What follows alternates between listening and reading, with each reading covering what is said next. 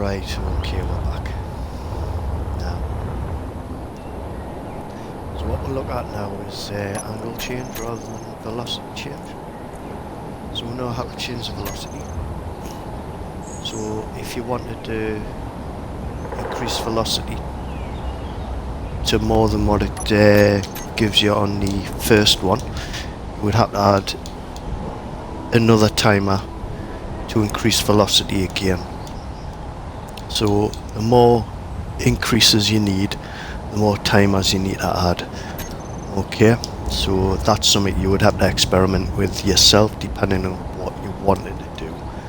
Okay, so if you've seen the first one, you know how to change your velocity, to change the direction, and to set up timers and timer loops. Now this one we'll look at angle change. So at the minute we've got our hinge, called it hip, set at 45, so I'm going to knock that back down to 0. No velocity. Okay, so when you go hip straight, nothing happens. So what you need to do is get a timer. We'll call it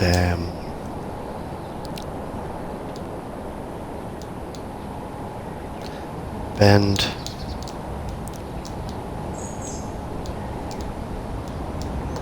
angle.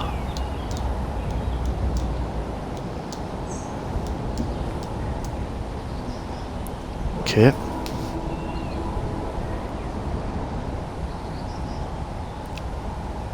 Bend angle, and set of actions.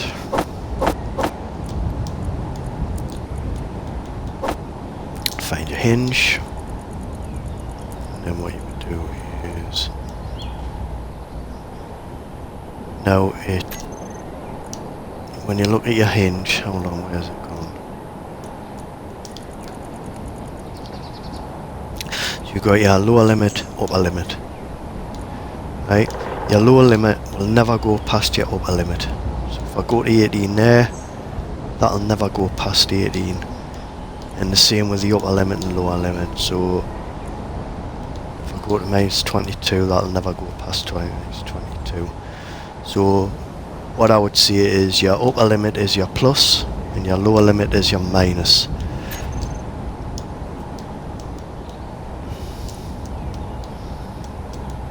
You remember that for your angles. So obviously you know how you set it up. Hold on. Need to get that back down to 0.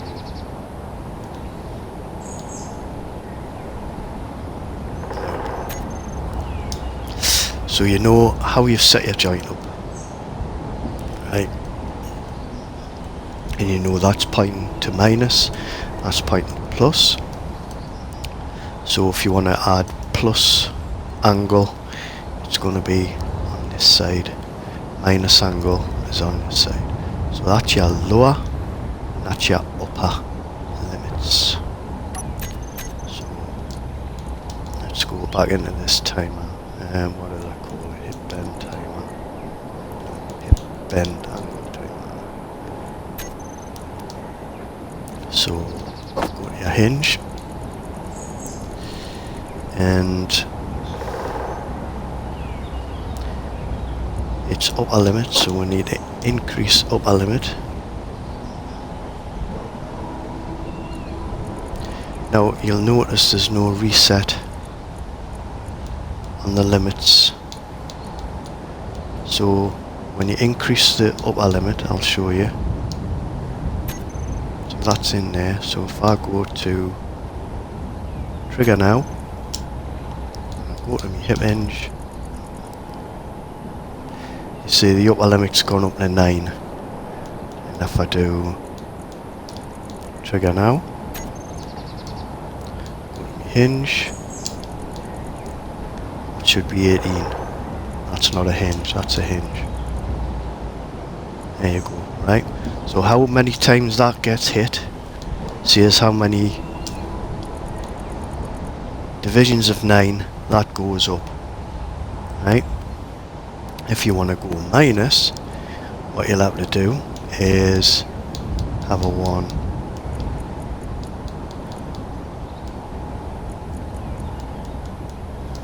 call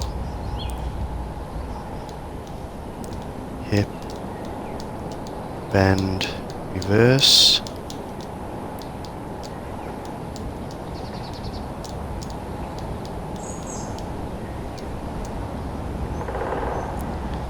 right, and then you go into set of actions, go to your hinge, and you would go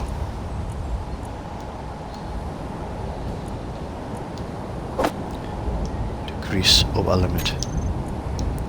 So upper limit's 18 at the minute.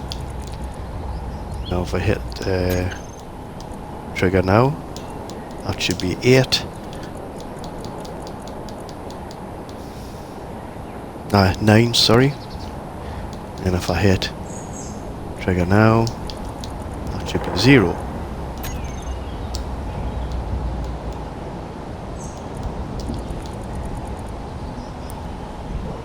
Like that.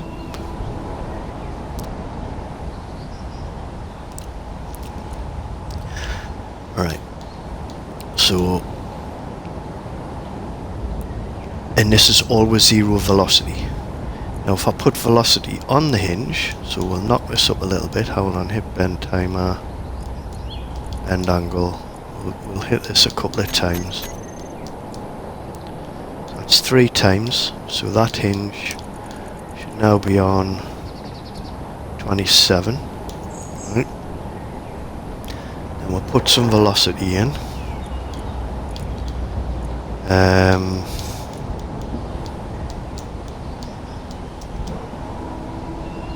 It's 27, right? And if we hit reverse,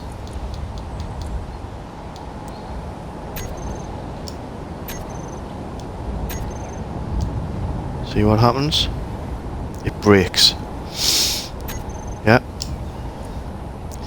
So if you've got velocity on it and you try to go from an angle to 0, it breaks.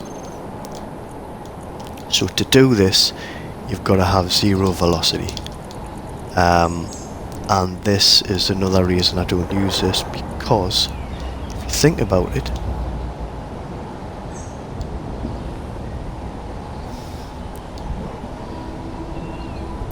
to move one joint, you have to set the angle, then you have to set the velocity, then you have to set it away. Then when it gets to the angle, you have to minus the velocity, change the angle, and set it away if you want to change it. So that's all time. So if you want a mech that's walking constantly, you can't do that with this setup, because if you've got velocity on it and that velocity accidentally hits 0 or something like that, you're going to break it and it's going to cause all sorts of issues. So this is something you would have to work out yourself to see if you could get it working. But in my eyes, I don't want to be sitting here doing mathematics, trying to work out how to get someone to move from A to B when all I want to do is play a game. If I want to do mathematics and stuff like that, I get a job to do that and get paid for it. I don't want to be using my brain that much. But it is doable. You've just got to be damn good at it. And as I say, I don't use this, so I'm not that good. But hopefully I'll give you enough information so you can try it yourself if you want. So you've got no velocity, you've set your angle. So probably what you'd do, now remember, you've got to work out what your angles are. So if I wanted that to 45 degrees,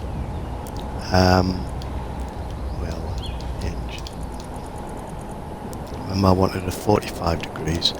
That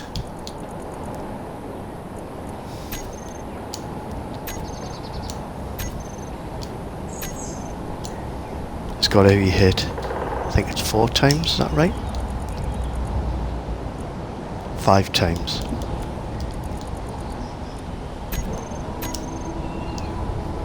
So to get to 45 degrees, that's got to be hit 5 times.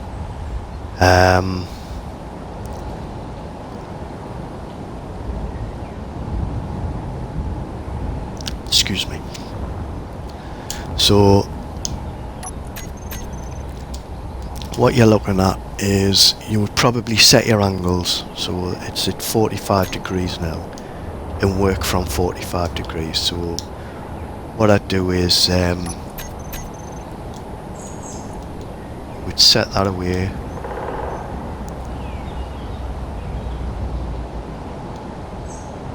Let's see, so we've got hip bend, hip straight, so we'll go to hip straight, trigger now.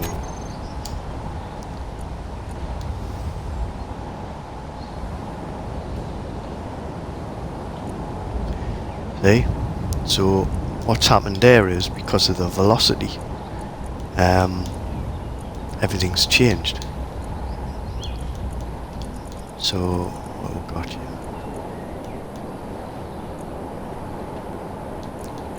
hip straight, trigger now. Okay, hip bend, trigger now.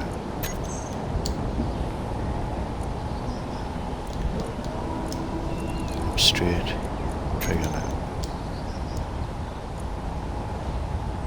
Right, so you've set your velocity on that. Right, now if you wanted to increase that angle to say 60 degrees, remember your reset timer block set to 3 seconds. Now you know that joint gets to 45 degrees in 3 seconds. If you change the angle, it's still going to stop at 45 degrees. So you would have to change the reset as well. So that's another timer block. Okay. So basically what you're looking at is you would have to have a set velocity. So it would be a velocity you don't change. So you wouldn't be able to work out where your joint is, which is a shame. And then you would have a bank of timers to change to the angle you want before you start walking. And you would set it off walking, and then obviously you would stop it. You would have to have it set up to stop. It's something that you know. So what you would do is you find a sequence in your walk sequence. So it was like left leg forward. You would press the stop button and you would make it stop the timer block that puts the right leg forward, and stop that completely. So you know when it stopped, left leg would be forward, and then you could put your sequence in to pull everything back to standing. And then if you wanted to change the angle, you would have another set of timers with a different set of angles, and you would activate them, and then you would activate whatever you wanted to do. So if you wanted to kneel down, you would activate the kneel set of timers. That would change all the angles in the joints, and then you would give it velocity. And that's the only way I can think of working that out. I'm not going to try it, because as I say, I don't use this. I'm just showing you how to set it up. So you know that your upper limit is for plus, your lower limit is for minus, and to change the angle, it goes up in sets of 9. So if you want to change to 45 degrees, you would need 5 timers, or you would need 2 timers, and so let's say 45 degrees, you would have to go. You've got your bend angle timer there, right? So you need 5 times. Now the only way to do this without using 5 full timer blocks would be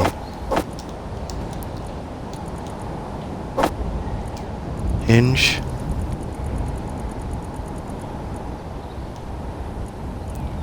so we're increasing upper limit. Actually we'll get that back to 0. We've got velocity on this. Probably. Hold on.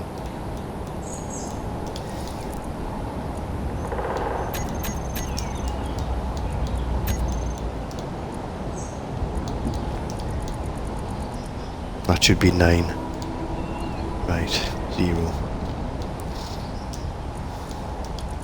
So this timer block here. So you would have hip hinge increase. Just put test so I don't lose the timer. And then you've created a bend angle, so you go to setup actions, find bend angle, then you would trigger now, you would start it, right? So that gives you 3.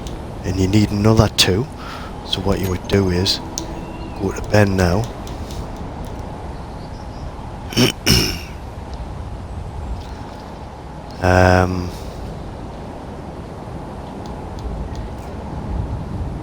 so you've got 3 and you need another 2, so what you'd have to do is create another timer block with bend angle 2.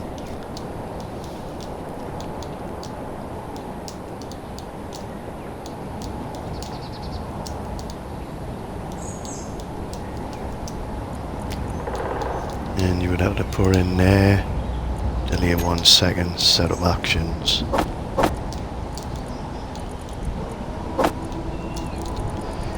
Increase velocity, increase upper limit. Right. And you go back to your test timer. Setup actions, find bend 2, you would trigger now and you would start. So it's 1, 2, 3, 4, 5. That should give you 45 degrees. Right, let's see if that works. So hip hinge is now on 0 degrees. If I hit the test timer, go back to the hip hinge, that should give me 45 degrees. Okay, so that's to get to 45 degrees. I've got 1, 2, 3 timers to get to 45 degrees. So if you wanted to go to 90, you would have to add, you need another 5. So you would have to add at least 1, 2, 3 more timers to get to 90. And then obviously if you want to change it back again, you would have to have the same amount on the reverse. Okay. Hopefully that gives you an idea of how to use this. Could be handy for making like an ever increasing pendulum. But the velocity would have to be the same. And as I say, if you do hit 0 and it's got velocity in it, it's going to break. Unless you're lucky and you catch it on like one of the, like on the minus side, so you probably have to change the angle when it's on the opposite side. So say like 9 degrees, minus 9 degrees, 18 degrees, minus 18 degrees, right? So when that goes to minus 18 degrees, you could bring that back down to 9 degrees, back to 9 degrees, and then you would take that back down to minus 9, and you would let it swing, then you would bring it back down to 0 and let it swing. And you would have to work that out yourself, because I'm not doing it. No way. It's just too much of a hassle, that. But that's what you would have to do. So if you can imagine, I've showed you the velocity change. If you wanted to increase velocity several times, you need more timers, or you would have to have some sort of sensor set up. So if you've got a sensor set up, that swing hits it, you would have to activate either a change angle or change velocity, which would bring the timers down. But that means using the sensor, and the sensor must be set up to be able to see this. And you've got to remember, if it's changing angle constantly, you have to have the sensor positioned correctly. So there's that. But other than that, you're looking at a whole host of timers just to do a simple job. So hopefully that gives you some advanced techniques you can use. Whether you can work out how to use them effectively, that's down to you. Myself, I wouldn't. I don't think I'd try it. I do use the velocity one, but not the change angle.